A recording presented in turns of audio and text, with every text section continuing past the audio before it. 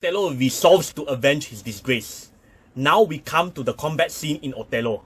Iago's the rival. He's a rival in the sense that he's competing with Desdemona for mastery over Othello's heart.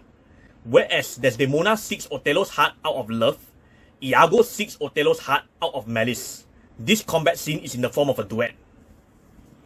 Othello swears vengeance.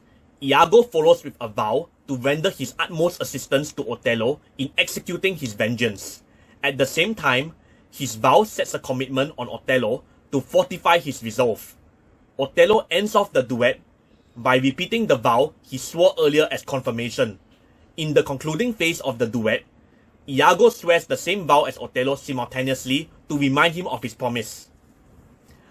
This duet, known as the Vengeance or Oath duet, is one of the most famous musical numbers in this opera, to a large extent because it gave rise to two of the greatest recordings in the history of opera.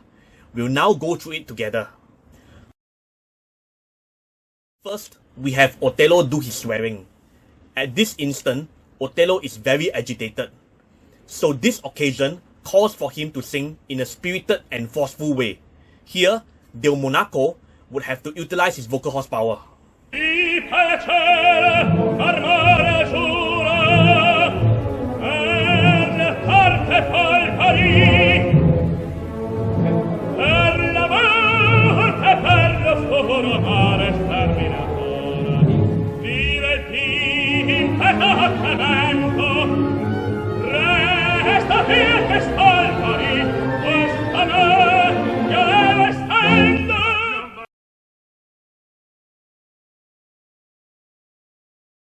Then it's Iago's turn to do his swearing.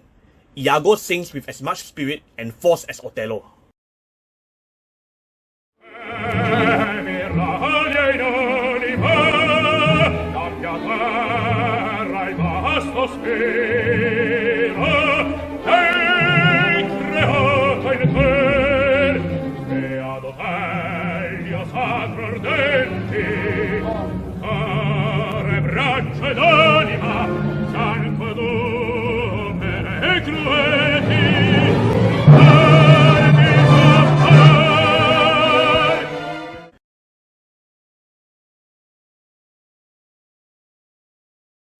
Finally, Othello repeats his vow with Iago following suit.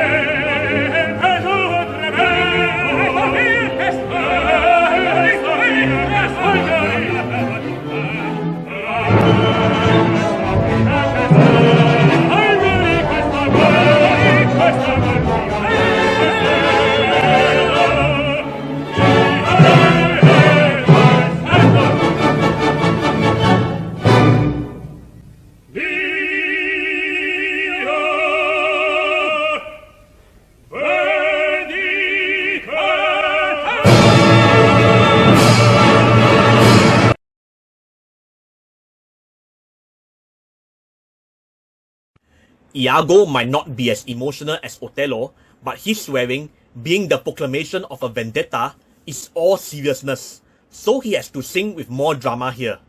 When we listen to Othello repeating his vow with Iago following suit, it sounded as if both singers were competing with each other to find out who could sing more powerfully.